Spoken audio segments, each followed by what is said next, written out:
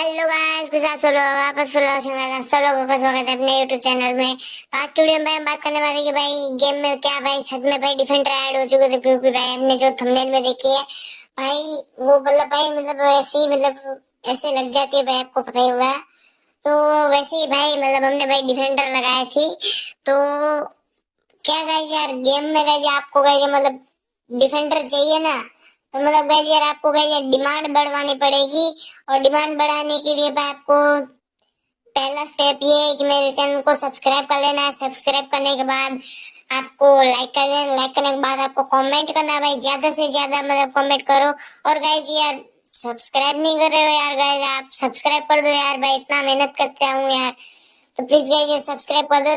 और भाई video guys यार अभी मैं थोड़ा बहुत सीख ही रहा हूँ, तो इसलिए भाई थोड़ा बहुत गाइस यार वीडियो छोटा है, तो एडजस्ट कर लेना, ठीक है। मिलते हैं जल्दी नेक्स्ट वीडियो में। Thank you so for watching, bye bye.